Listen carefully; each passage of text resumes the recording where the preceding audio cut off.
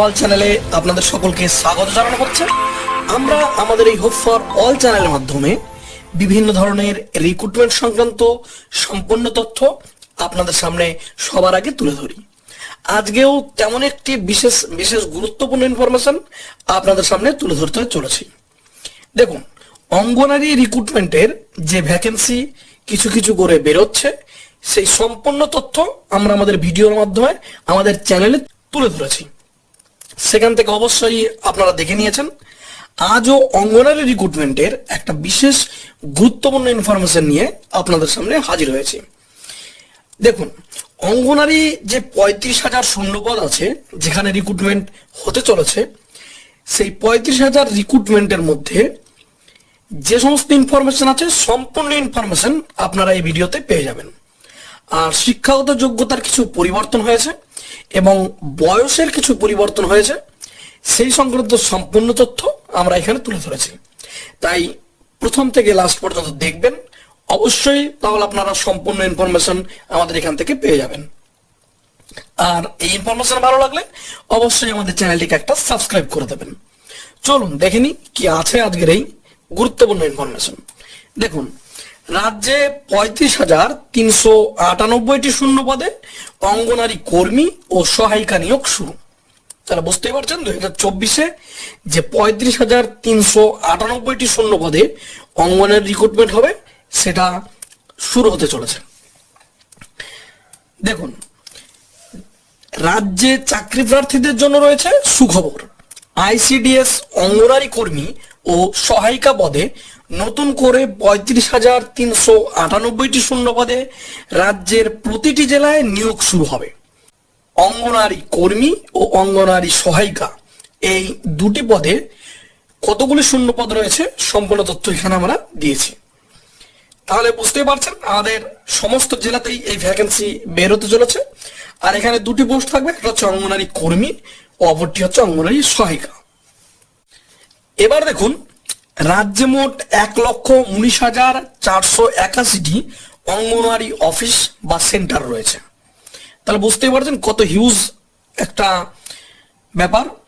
নতুন করে আবারও 35,000-এর বেশি শূন্য পদে নিয়োগ শুরু হবে।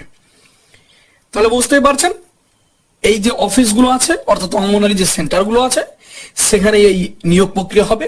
আর তার যে ভ্যাকেন্সি সেটা 35,000-এর বেশি, সেটা আপনারা দেখলেন। এরপর দেখুন, পদের নাম ও শূন্য পদ। পদের নাম তো আমরা এখান থেকে দেখলাম যে দুটি পদ আছে, অঙ্গনারী কর্মী ও অঙ্গনারী সহায়িকা, এই দুটি পদ। আর শূন্য পদ এখানে দেখে নিলাম 35,398টি। এবার দেখুন, অঙ্গনারী কর্মী ও সহায়িকা দুটো পদ মিলে যে 35,000-এর বেশি ভ্যাকেন্সি রয়েছে, সেখানে অঙ্গনারী কর্মী এবং সহায়িকা কোনটায় কত ভ্যাকেন্সি আছে দেখুন। অঙ্গনারী কর্মীতে ভ্যাকেন্সি আছে 21,492টি। অঙ্গনারী সহায়িকায় ভ্যাকেন্সি রয়েছে 13,906টি। তাহলে বুঝতে পারছেন এই ভ্যাকেন্সির যে 35,000, তার মধ্যে যে কর্মী এবং সহায়িকা কতগুলি পদ আছে সেটা আমরা এখানে তুলে ধরলাম। এরপর দেখুন, বয়স সীমা ও বেতন। দেখুন, এখানে যেটা বলেছিলাম বয়সের পরিবর্তন হয়েছে। দেখুন, আগে যে বয়স ছিল অবশ্যই আপনারা জানেন সেটা।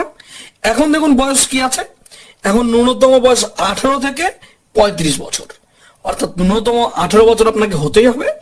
আর সর্বোচ্চ বয়স 35, অর্থাৎ 18 থেকে 35 বছরের মধ্যে যে কোনো ক্যান্ডিডেট এখানে ফর্ম ফিল আপ করতে পারেন। এবার দেখুন বেতন, যেহেতু দুটি পোস্ট রয়েছে অঙ্গনারী কর্মী ও সহায়িকা, তাদের বেতনও আলাদা।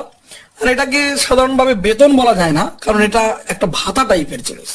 দেখুন, অঙ্গনারী কর্মীর বেতন 8,350 টাকা প্রতি মাসে এবং অঙ্গনারী সহায়িকা পদের বেতন প্রতি মাসে 6,300 টাকা। তাহলে এখানে আমরা বেতনের কাঠামোটা আপনাদের সামনে তুলে ধরলাম। এরপর দেখুন, শিক্ষাগত যোগ্যতা। এখানে একটি বিষয় আপনারা ভালো করে লক্ষ্য করবেন, এখানে 8 পাস এবং উচ্চ মাধ্যমিক পাস এই দুটি পাশে হতো, কিন্তু এখানে দেখুন যে শিক্ষাগত যোগ্যতার পরিবর্তন হয়েছে। তাতে কি বলা আছে দেখুন, অঙ্গনারী কর্মী ও সহায়িকা দুটি পদের ক্ষেত্রে যে কোনো স্বীকৃত প্রতিষ্ঠান থেকে ন্যূনতম উচ্চ মাধ্যমিক পাস করে থাকতে হবে, তাহলেই আপনারা আবেদন করতে পারবেন। তাহলে বুঝতেই পারছেন, এবার কর্মী এবং সহায়িকা দুটো পদের জন্যই শিক্ষাগত যোগ্যতা কিন্তু এইচএস করা হয়েছে। আগে যেটা ছিল অঙ্গনারী সহায়িকার ক্ষেত্রে 8 পাস এবং অঙ্গনারী কর্মীর ক্ষেত্রে এইচএস পাস, কিন্তু এবার সেটা পরিবর্তন করে অঙ্গনারী কর্মী এবং সহায়িকা দুটি পদের ক্ষেত্রেই এইচএস অর্থাৎ উচ্চ মাধ্যমিক পাস কিন্তু আপনাদের করে থাকতে হবে, তবেই আপনারা কিন্তু এই পদগুলির জন্য ফর্ম ফিল আপ করতে পারবেন। এরপর দেখুন কিছু গুরুত্বপূর্ণ তথ্য। নারী, শিশু ও সমাজ কল্যাণ দপ্তরে মন্ত্রী সচিব ওয়াজা শুক্রবার বিধানসভায় জানিয়েছেন 35,000-এর বেশি কর্মী নিয়োগ করা হবে আইসিডিএস অঙ্গনারী সেন্টারগুলিতে। তাহলে বুঝতে পারছেন, এটা একদম পুরোপুরিভাবে আমাদের যে রাজ্য সরকার আছে সেই থেকে এই ভ্যাকেন্সির যে ছাড়পত্র সেটা পেয়ে গেছে এবং সেই অনুযায়ী 35,000 যে রিক্রুটমেন্ট হতে চলেছে আইসিডিএস এ সেটা অলরেডি ডিক্লেয়ার হয়ে গেছে।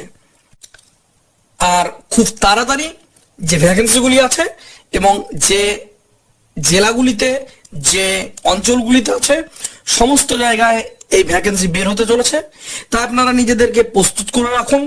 অবশ্যই ভ্যাকেন্সি বেরোলে আমরা আমাদের চ্যানেলের মাধ্যমে আপনাদের সামনে সবার আগে তুলে ধরবো এবং সেখান থেকে আপনারা দেখে সঠিকভাবে ফর্ম ফিল আপ করে এখান থেকে দেখে নিয়ে আপনারা সম্পূর্ণ ইনফরমেশন জানতে পারবেন। মোটামুটি এই সংক্রান্ত সমস্ত তথ্য আপনাদের কাছে তুলে ধরলাম। এছাড়া এর বাইরে আপনাদের কিছু জানার থাকলে অবশ্যই আমাদের কমেন্ট বক্সে কমেন্ট করবেন, আমরা আপনাদের যথাসাধ্য সাহায্য করার চেষ্টা করব।